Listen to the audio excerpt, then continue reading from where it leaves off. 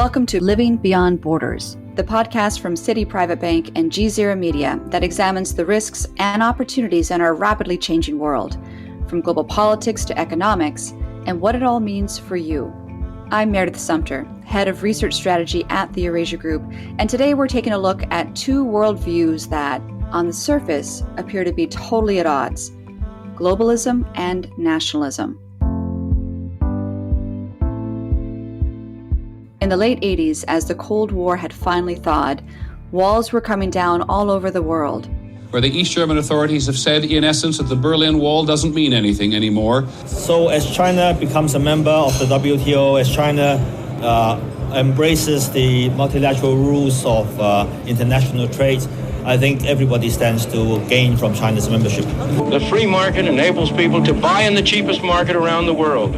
If they fail, they bear the cost. If they succeed, they get the benefit. Advocates of globalism promised free trade, open borders, and a boost for the middle class, both in emerging economies and here in the U.S.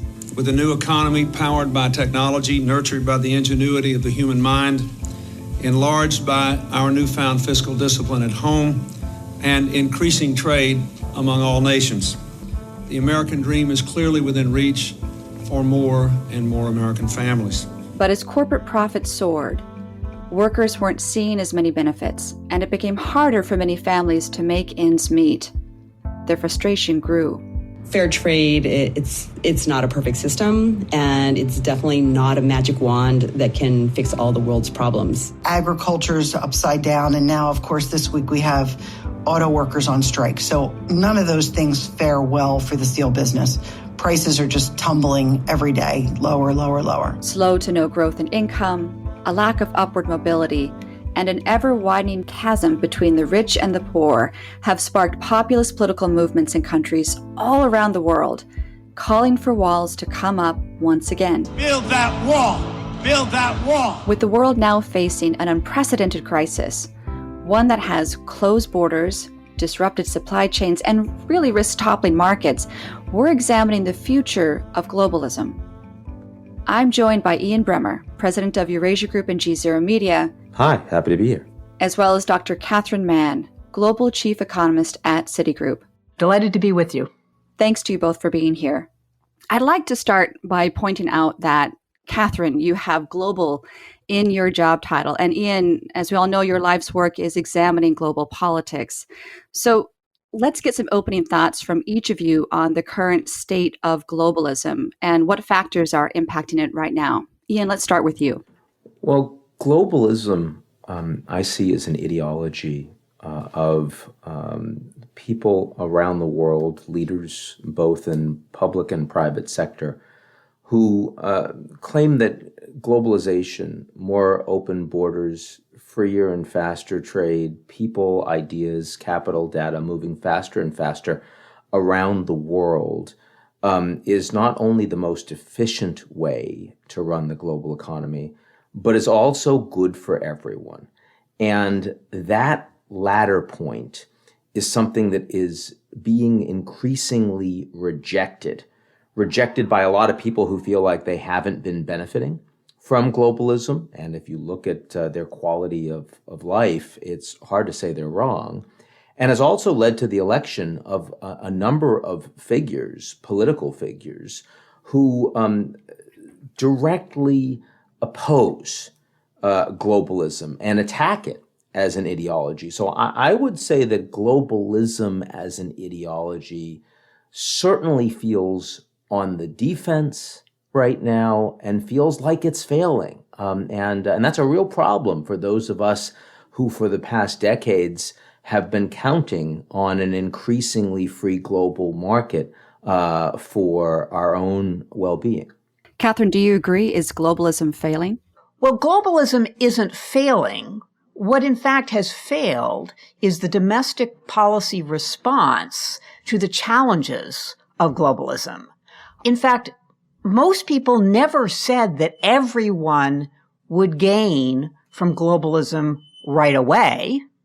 And it is certainly the case that in the retreat of the use of domestic policies to equalize across different sectors, different income levels, different genders, different races.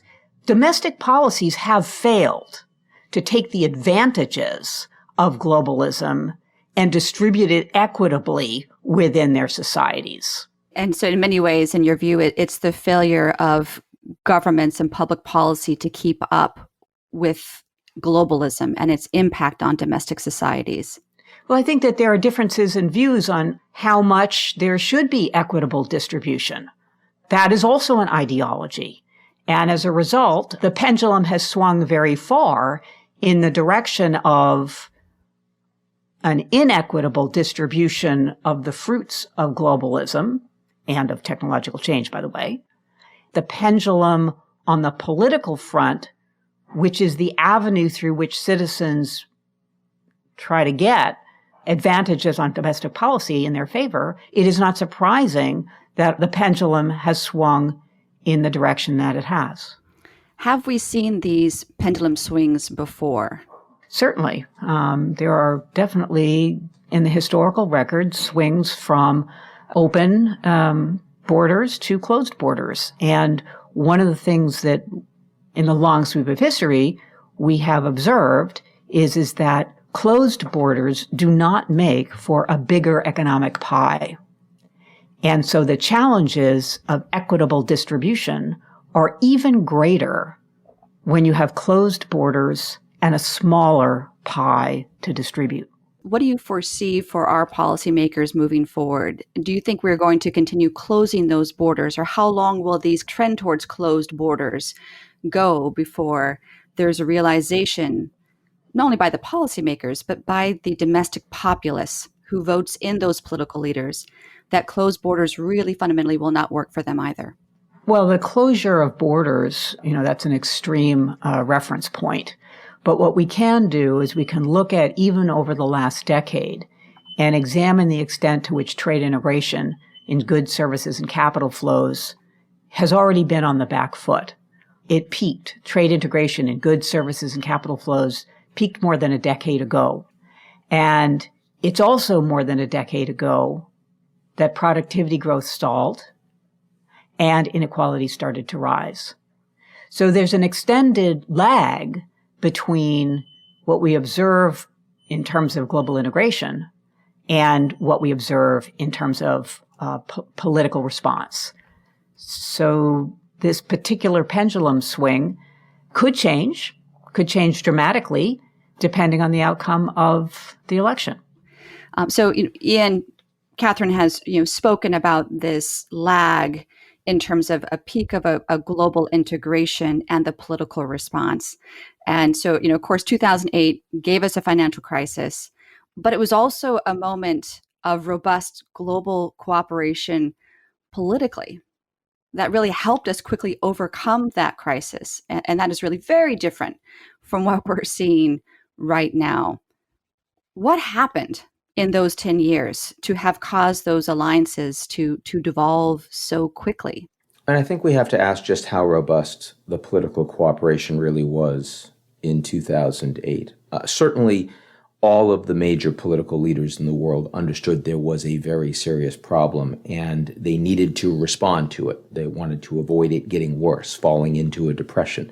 And indeed, the creation of a G20 at the head of state level, and particularly in April 2009, that one summit we had in London, it felt like it was a moment where all of the leaders, they signed a communique, they were saying the right kinds of things. But was there really underlying global cooperation?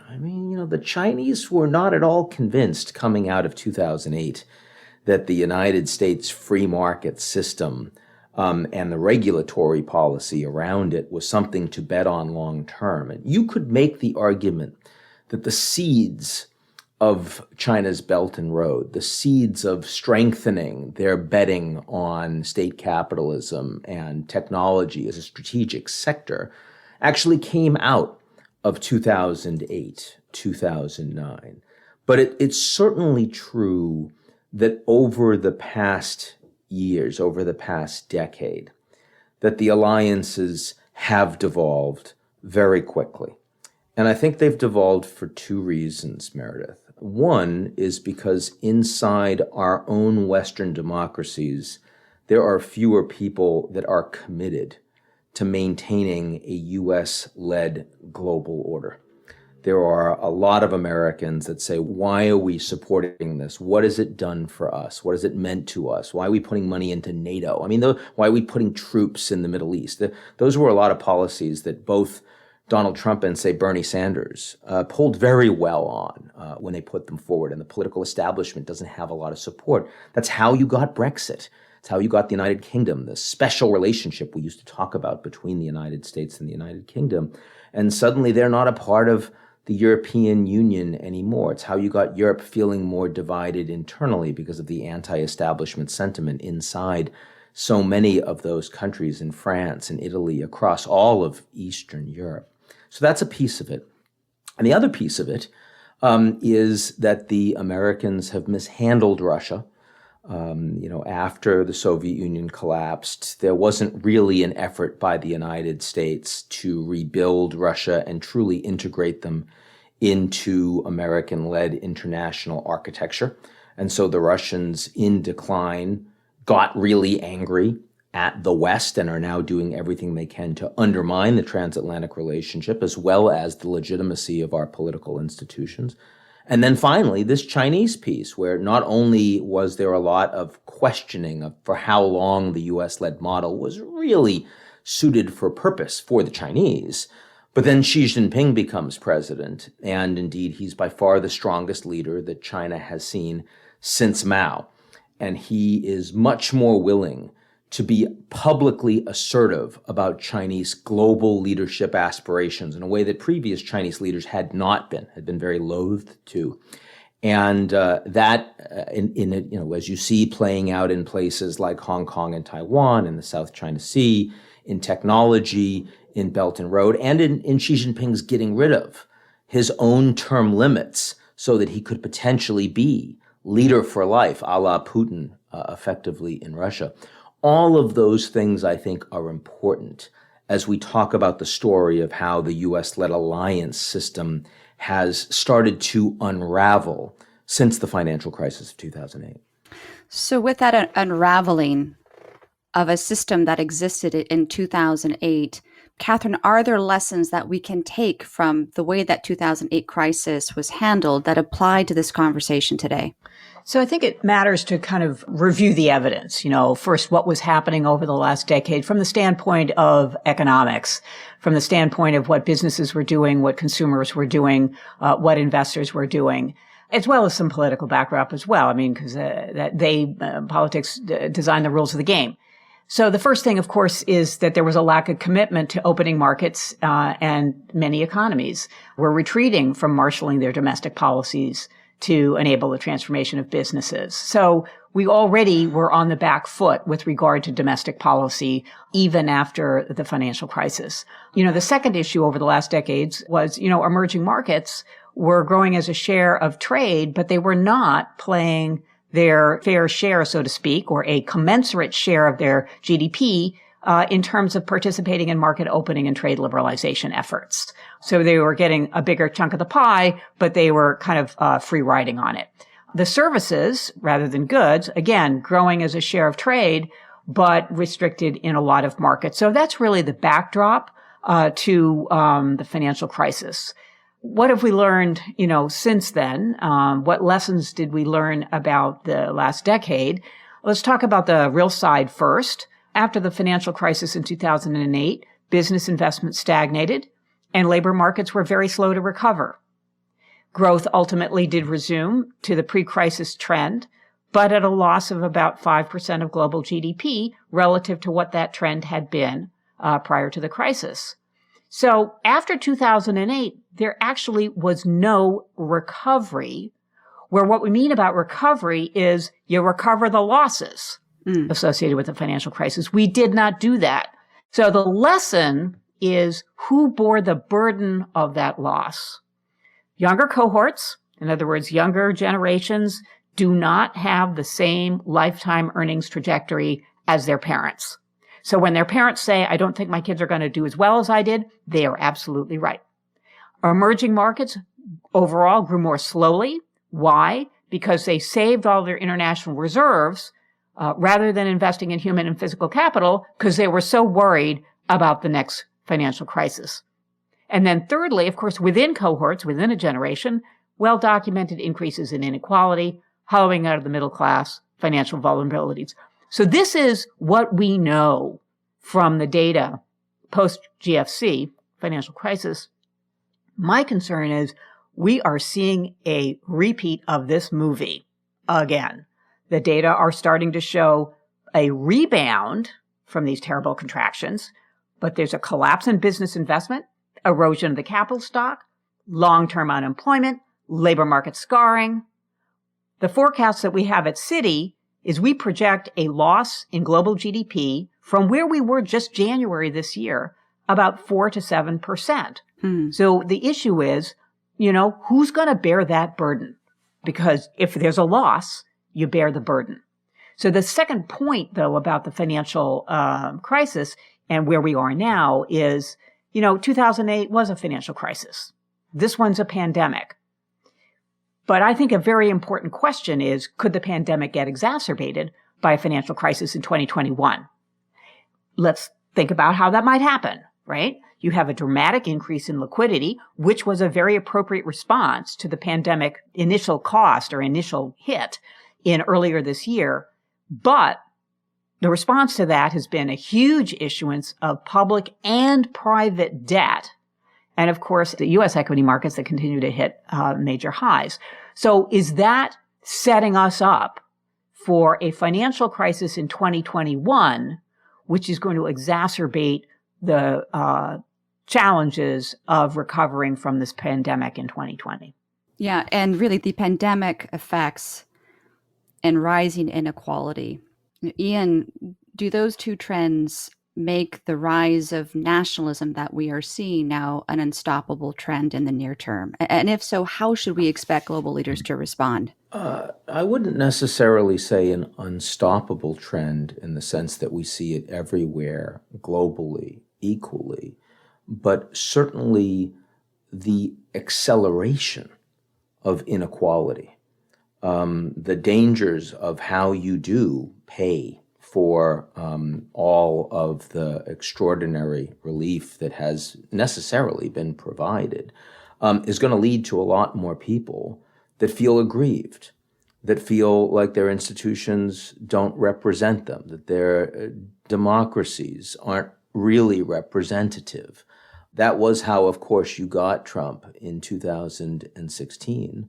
And that's only going to grow in countries that have been unable to use this crisis to actually address how the social safety net in their countries has so badly frayed and eroded over the past generation and more. I think there are some leaders that are taking advantage of that. You look at Angela Merkel, who in Germany, who is at the end of her tenure. Her legacy was shot before the pandemic with very low popularity, with growing anti-establishment sentiment in her own Germany, particularly in former East Germany, and unable to even ensure that her own preferred successor was going to be able to take over her party after she was gone. Now, just a few short months later, she's by far the most popular leader in Germany, and dare I say, even in Europe, because she's responded to the pandemic so well. And she's using that to actually redistribute wealth from the wealthy north to the countries, particularly in the south and some in the east that really need it. And that is taking away some of the urges of nationalism and Euroscepticism in Europe. So Meredith, it's not as if that this crisis means that everyone is going to continue to just head down a nationalist path. There are true opportunities that come from a crisis of this scale, this severity. But if you ask me in the United States, do we look like we're going to learn those lessons, or will nationalism grow? I fear you're not going to like the answer. it echoes back to what you and Catherine have been talking about, that pendulum swing between open and closed borders. Or another way to think about it is that balance of globalism and nationalism. Catherine, you've written and spoken about this a lot. There's an assumption among policy experts that globalism and globalization is good for national economies, and thus nationalism is bad. Is this indeed the case? And if it's not, why is globalism versus nationalism a false choice? So I think the way you started, which is, everybody thinks that globalization is good and therefore nationalism is bad, really does set up this sort of dichotomy that it's an either or. And it really isn't an either or. They are two horses that working together move the cart forward. So how does that work? Globalization, increases the size of the pie. We can look at all of the different ways in which it does that in terms of technology transfer, in terms of opening markets, in terms of creating higher quality, in terms of greater variety, reducing prices. The range is really extreme in terms of how globalization increases the size of the pie. Nationalism, or I would say policies that are promulgated in the national interest, enhance national competitiveness so that your business and citizens can be part of this growing pie. So that's, complementary. Globalization, nationalism are complementary by making your business and citizens being, part of the A team. But more important, and I think this is the part that has been lost, is, again, I get back to the policy decisions to ensure that the divvying up of the pie is more equitable.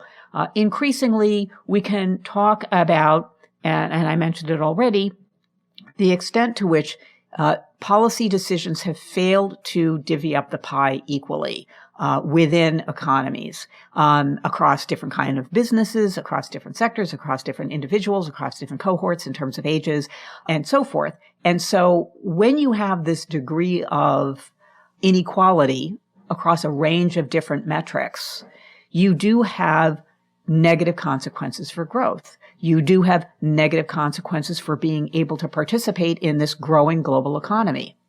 So these two strategies, globalization and policies in the national interest, are complementary. It's both a strategy and a mindset. You have to believe that globalization is good to increase the size of the pie, and policies in the national interest serve to allow your economy, people in your economy and workers in your economy to take advantage of that. So it's a strategy and a mindset. Both promote national growth.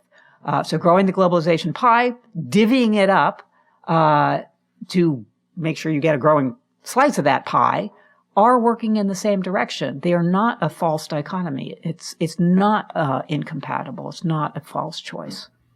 And so really, the rise of nationalism and the growing inequality, it goes back to what you were saying earlier, Catherine, about the policies to ensure a more equitable distribution of the gains of globalism, reaching segments of the population that have felt left behind. That's where we've been failing.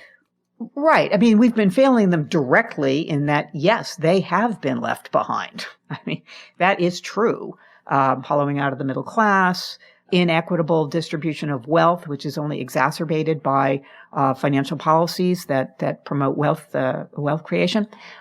So they have been left behind. It's absolutely true. But what I'm saying is it's even deeper than that. Policies in the national interest that create greater equality also enhance national growth. So it's not just sort of some kind of moral thing. It's actually in the growth interest to have these policies to ensure that the global pie is widely shared within the national economy.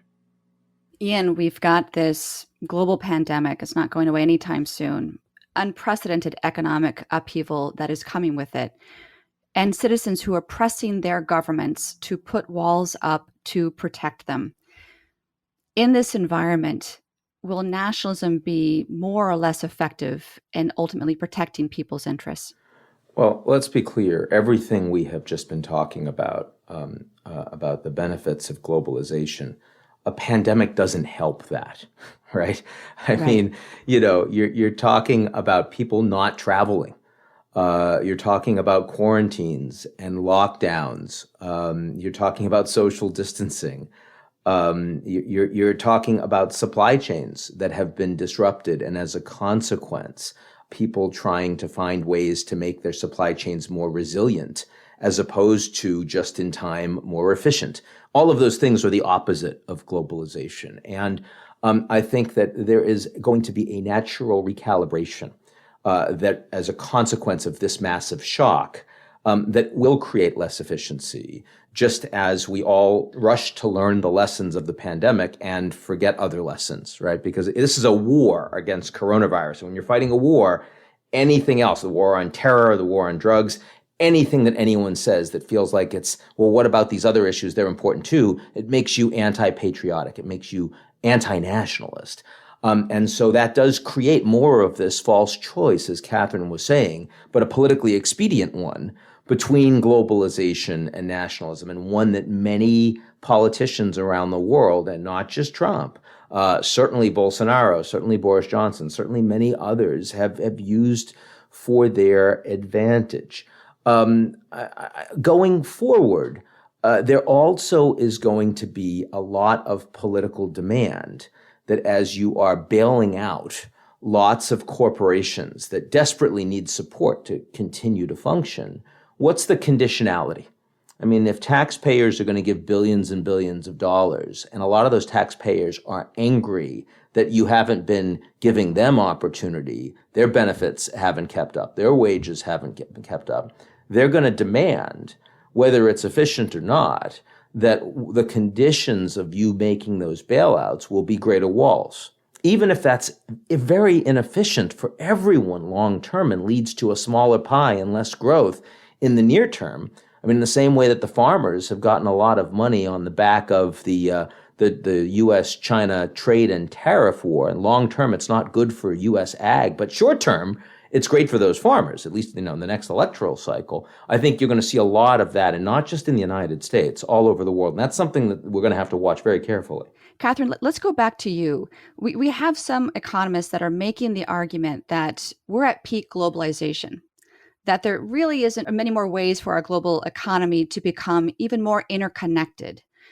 Do you agree? And what do you think this next phase of globalization looks like as we are dealing with this tension between the global and the local? So the comment that Ian was making from the last section about how COVID is ushering in a new period of supply chains that are going to be, drawn in either by demand, by fiat from governments, or businesses kind of looking at the political winds, and that this is going to imply lower efficiencies, higher costs, and a lower, a smaller global pie. That is certainly one vision of a post-COVID world. But I think that there is another vision, and this is one where we do have increased global integration, but it has more nodes to it. In other words, more players are involved, more countries are involved, more companies are involved, and the supply chains, if we think of supply chains as being a particularly important manifestation of globalization, a much richer type of supply chain. And let me tell you what the vision that I see. I think this next phase of globalization is how firms, and, firms play a really big role here in globalization, how firms approach a reconfiguration of their supply chains. Now, part of this is definitely on account of COVID, and some of the politics around COVID, but firms have been looking at reconfiguring their supply chains for a while. We can think about, Fukushima. We can think about Rana Plaza. We can think about the Thailand floods. We can think about Harvey. These are all what used to be called tail risks, like didn't happen very often, so you didn't have to worry about them. But now we have COVID. We had U.S.-China trade war. We have technology concerns. And so what is happening to supply chains, and firms are looking at this, they're saying, things that I thought were just occasional disruptions, I have to incorporate these possibilities into a much richer view of what my supply chain is going to look like going forward. And of course, the ultimate reconfiguration of supply chains is about climate. So the question is, how do firms respond to the demands from consumers and businesses for transparency and visibility into the supply chain partners? For ESG reasons, consumers want to know.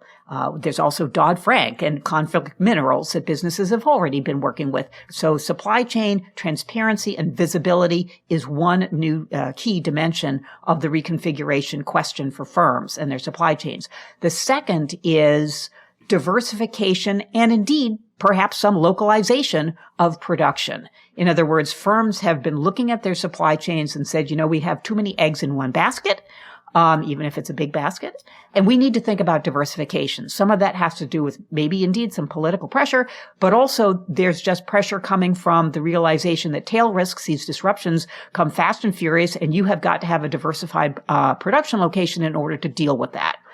And then the third dimension about reconfiguring supply chains that is a really important ingredient going forward is firms have to be flexible.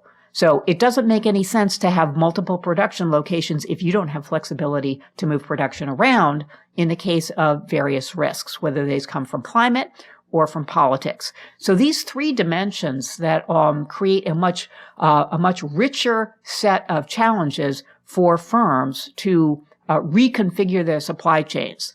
Now, does this imply higher costs, less efficiency? Seems like it would. Seems pretty obvious that it would, but in fact, that's not true.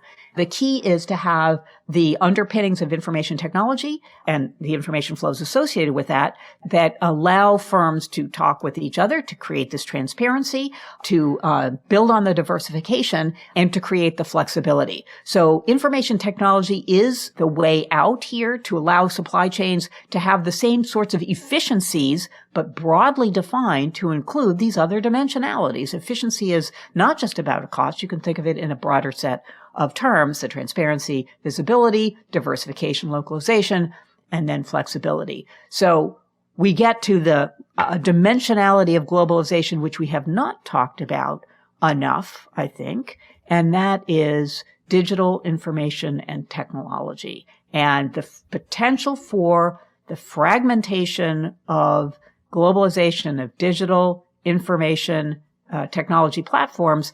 That is potentially the greatest cost to a reconfiguration of global supply chains that retain all of the benefits, but have much greater richness to be responsive to shocks as they go forward. Yes, and this all comes at a time when we are at this juncture where the onward path of globalization depends upon the ability of firms to find greater efficiencies and to incorporate more of digital technology and how they invest in and operate their supply chains and their operations globally. This is coming just at the time when we have major global tech leaders, countries at odds with each other about how that tech infrastructure should operate globally, a fragmentation, if you will. How do you see that intersecting with plans for onward globalization?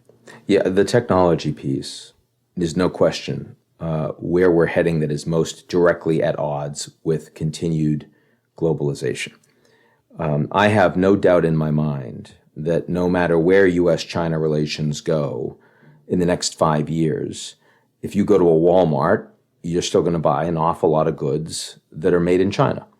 I have no doubt in my mind that if you go to a mid-level college or university in the United States, there's still going to be an awful lot of Chinese students paying full freight for tuition, and that's going to help to keep those universities and colleges afloat financially.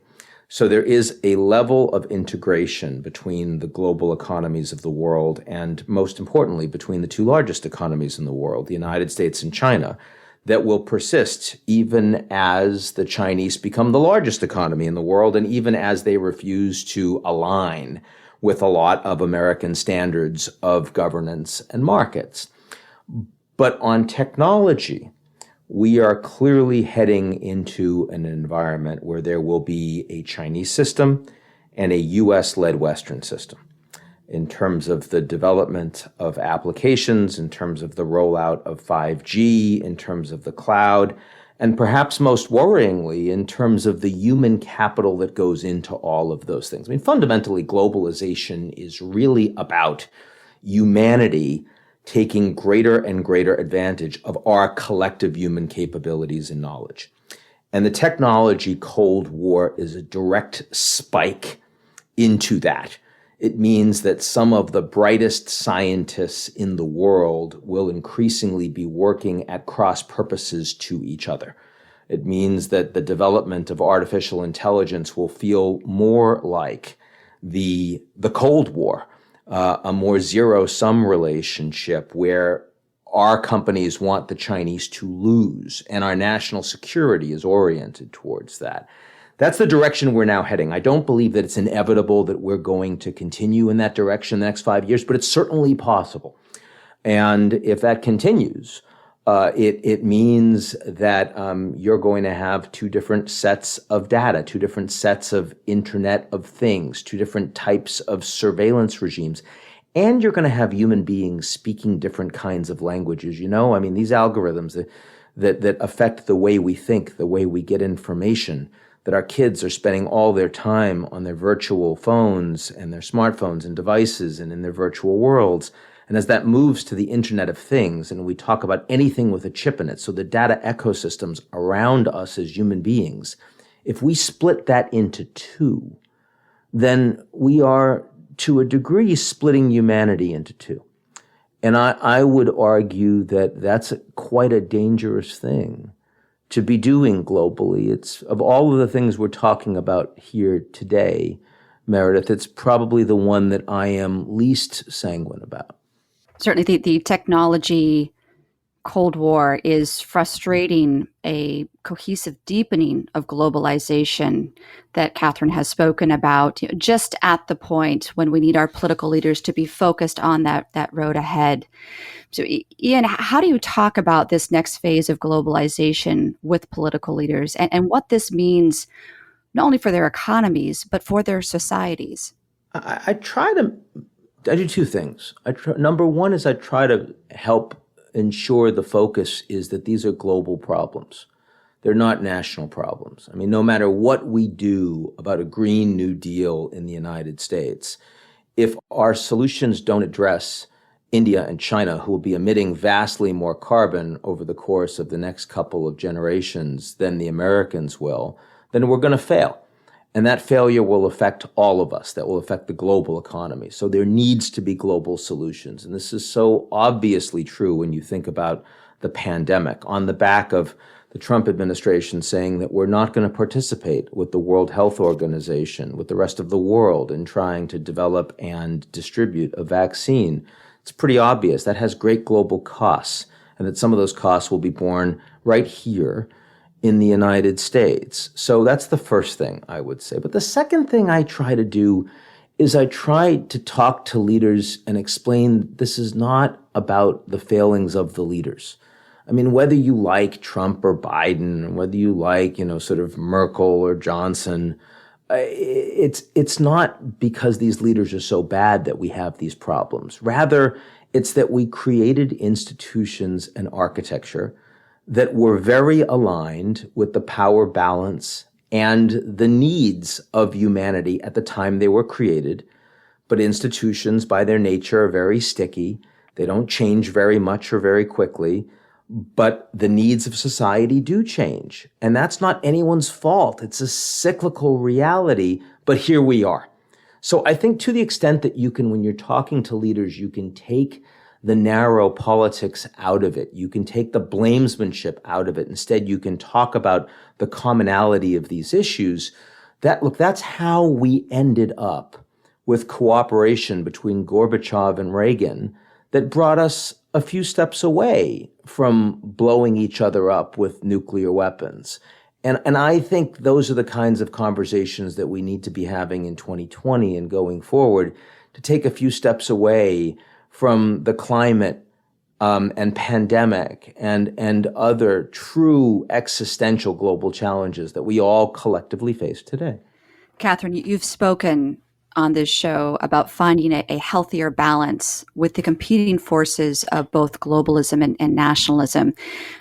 How can investors adapt to this next phase? How do you speak with your clients about how they should prepare for where globalization is heading next?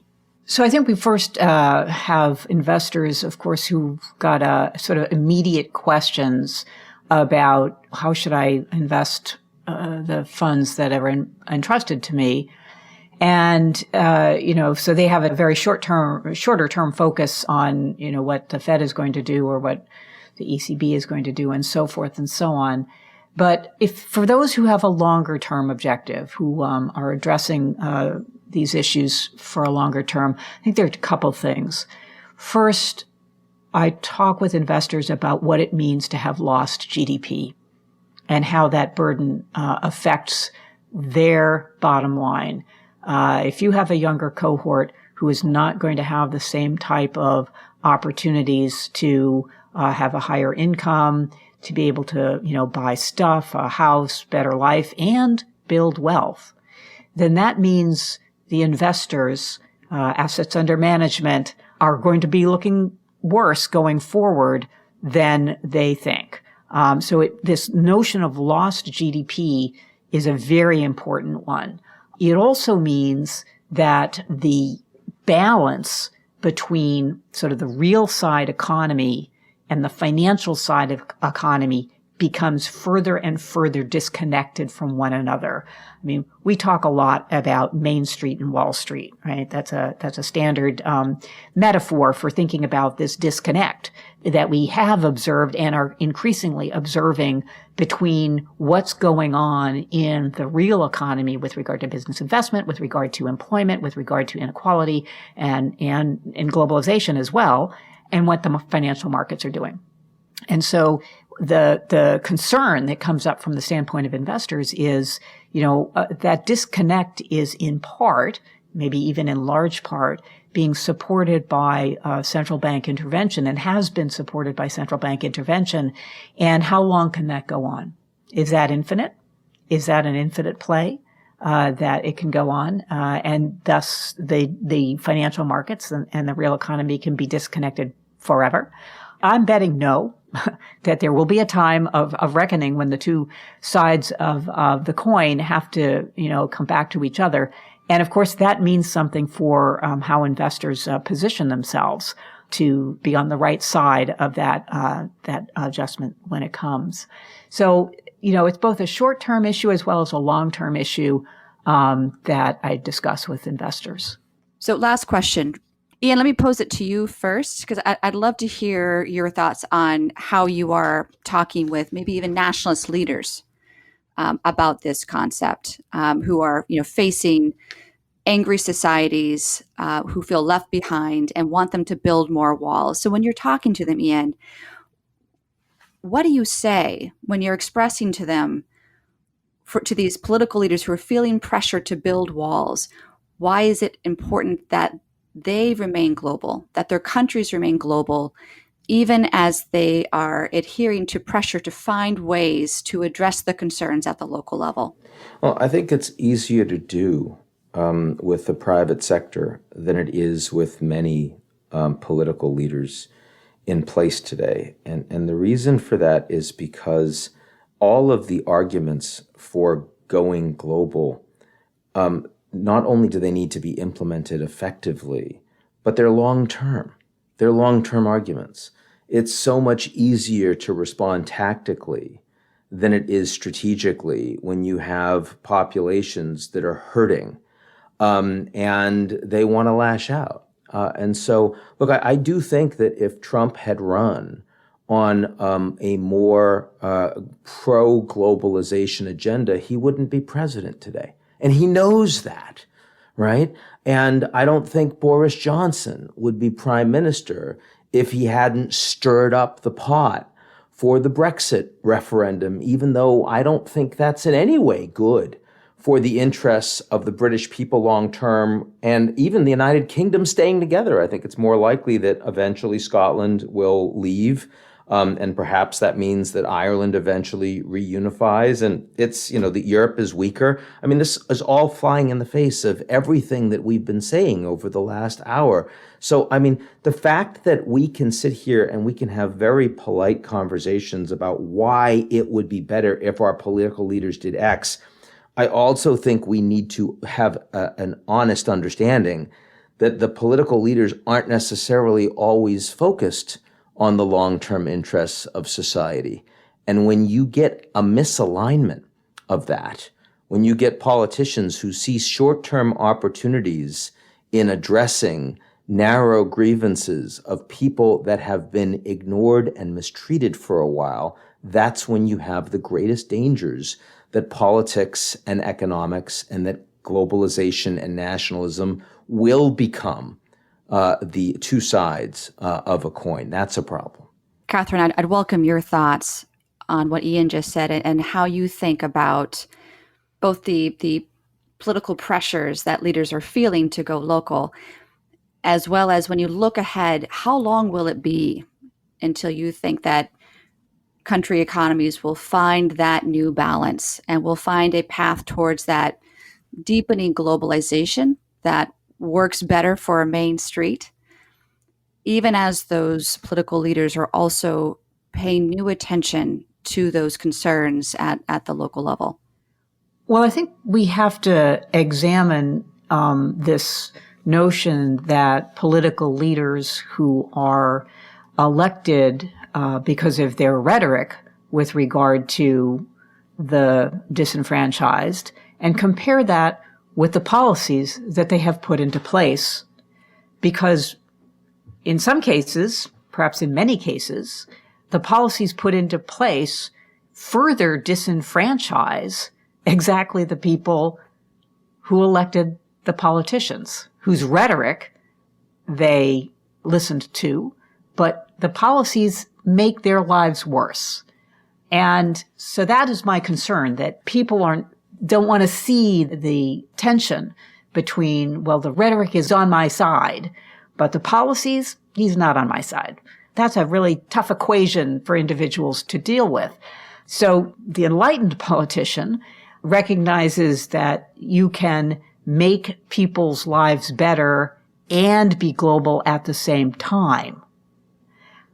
I think we know what the policies are. Okay. This is not a policy problem. We know that they are. They're not easy to implement, but we know what they are. How do you use the rhetoric to get to a position of being able to implement the policies that will be both global as well as in the national interest? I think that's the real challenge. It certainly is. Dr. Catherine Mann and Ian Bremmer, thank you for being here and for sharing your perspectives. My pleasure. Thank you very much. That's it for this episode of Living Beyond Borders. Stay with us this fall as we look at the biggest issues impacting your world and your money, from U.S.-China relations to the future of cities, sustainability, the upcoming U.S. election, and much more. For Eurasia Group, I'm Meredith Sumpter. Thanks for listening.